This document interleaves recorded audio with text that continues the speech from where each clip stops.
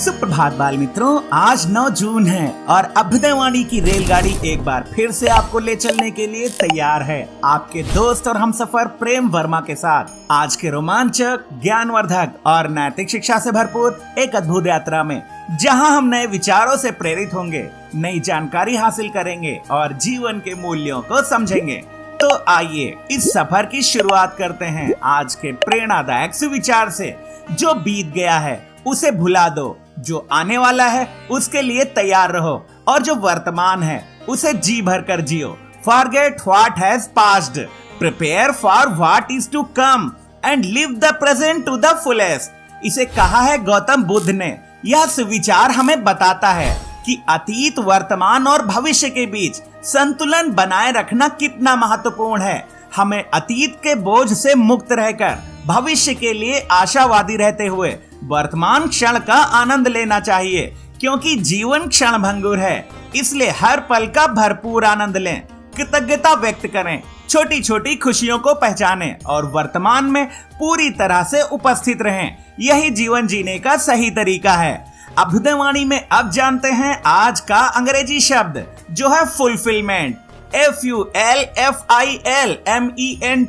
Fulfilment का अर्थ होता है पूर्णता, पूर्ति, संतुष्टि, समाप्ति या इच्छा की पूर्ति। वाक्य प्रयोग, she felt a deep sense of fulfilment after helping the children. बच्चों की मदद करने के बाद उसे गहरी संतुष्टि का अनुभव हुआ। आगे बढ़ते हैं इस सफर में और आनंद लेते हैं आज की पहेली का। ऐसी कौन सी चीज है जिसे तोड़ने के लिए आपको उसे छूना नहीं पड़ता? सोचिए। इस पहेली का जवाब है वादा, यानी प्रॉमिस। अब अगला स्टेशन है आज का इतिहास। इतिहास हमें अतीत से सीखने और वर्तमान को बेहतर बनाने का मौका देता है। आइए इतिहास के पन्नों में आज 9 जून की कुछ प्रमुख घटनाओं पर नजर डालें। 9 जून सन 1781 को जॉर्ज स्टीफेनसन का जन्म हुआ, जिन्हें रेलवे के पिता के रूप में जाना जाता है। उन्होंने पहली व्यावसायिक स्टीम लोकोमोटिव का निर्माण किया। भारतीय स्वतंत्रता 9 जून सन 1900 को भारतीय स्वतंत्रता संग्राम के महान आदिवासी नेता बिरसा मुंडा का ब्रिटिश जेल में निधन हो गया। उन्होंने आदिवासी समुदाय के अधिकारों के लिए उल गुलान आंदोलन का नेतृत्व किया। 9 जून 1949 को किरण बेदी का जन्म हुआ, जो भारतीय पुलिस सेवा में शामिल होने वाली पहली महिला अधिकारी बनी और बाद में सामाजिक कार्यों में सक्रिय रही।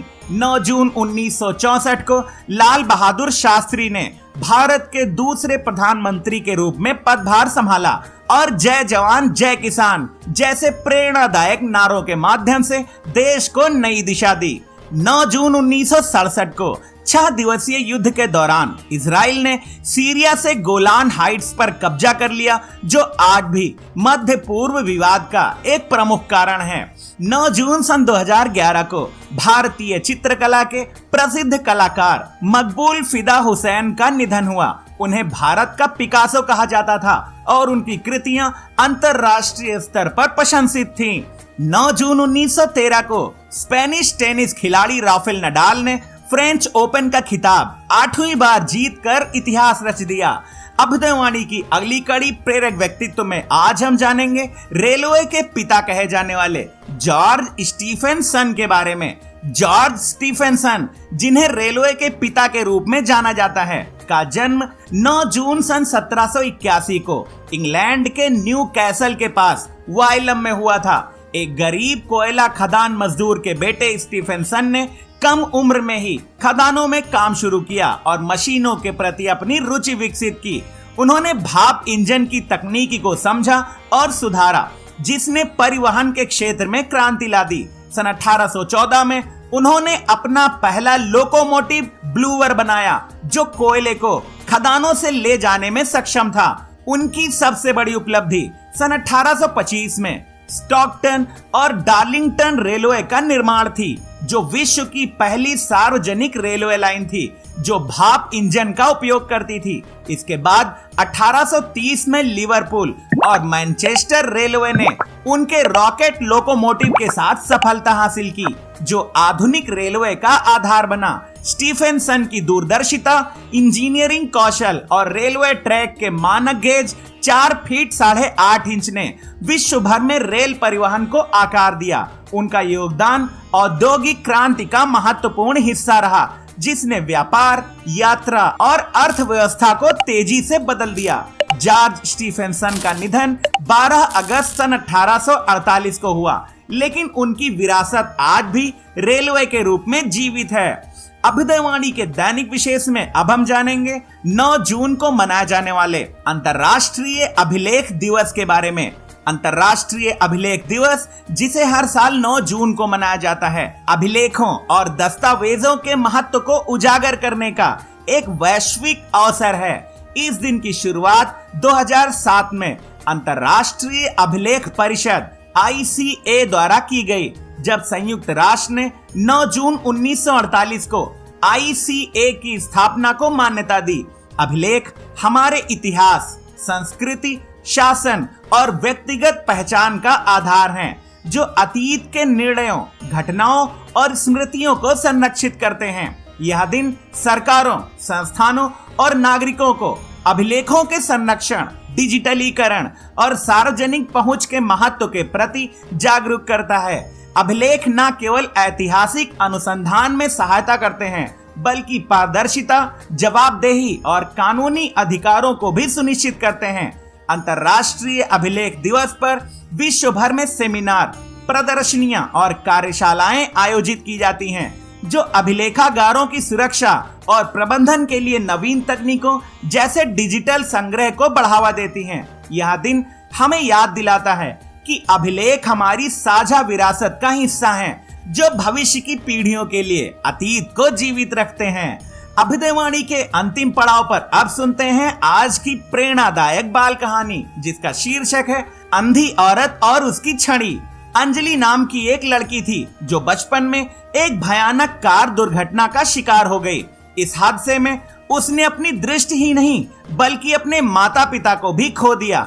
उस नन्ही बच्ची का संसार अंधेरे में डूब गया, लेकिन उसकी दादी ने हार नहीं मानी। उन्होंने अंजलि को अकेले नहीं छोड़ा और उसका लालन पालन पूरी ममता के साथ किया। अंजलि का बचपन संघर्षों में बीता।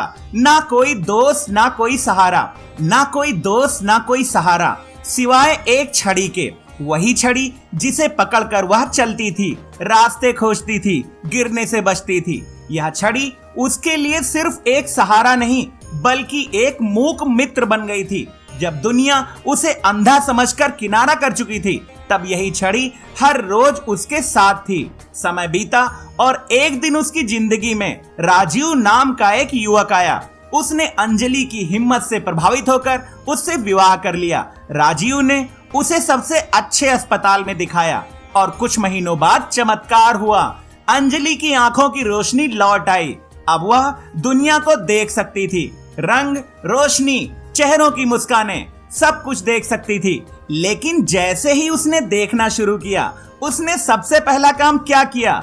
उसने अपनी छड़ी को एक कोने में फेंक दिया। वही छड़ी जिसने उसे गिरने नहीं दिया, जो हर मोड़ पर उसकी आंखें बनी रही, जो तब उसके साथ थी जब उसके साथ कोई और नहीं था। अंजलि ने नई रोशनी में पुराने अंधेरे का साथ छोड़ दिया। दिन बीते, अंजलि नई जिंदगी में व्यस्त हो गई। एक शाम बगीचे में टहलते हुए उसका पैर फिसल गया और वह उठ नहीं पा रही थी। तभी कोने में पड़ी छड़ी को देखकर उसे अपनी गलती का एहसास हुआ। उसने छड़ी उठाई और संतुलन बनाया और छड़ी को साफ करके उसे अपने कमरे में एक सम्मानित जगह दी और राजीव से बताया, यह मेरी पहली दोस्त थी जिसने मुझे अंधेरे में रास्ता दिखाया। मैं इसे कभी नहीं भूल सकती। यह कहानी हमें सिखाती है कि हमें उन लोगों और चीजों को कभी नहीं भूलना चाहिए जिन्होंने हमारे कठिन समय में हमारा साथ दिया है। आत्मनिर्भरता और कृतज्ञता जीवन के मूल्य हैं। हमें अपने माता पिता, भाई बहन, दोस्तों और यहाँ तक कि उन छोटी छोटी चीजों के प्रति आभारी रहना चाहिए जो हमें संबल देती हैं। दूसरों की मदद और सम्मान का भाव हमेशा हमारे जीवन को समृद्ध करता है और जो हम दूसरों के लिए करते हैं वह किसी न किसी रूप में हमारे पास लौट आता है। आज की अभ्युदयवाणी का सफर बस यहीं तक था।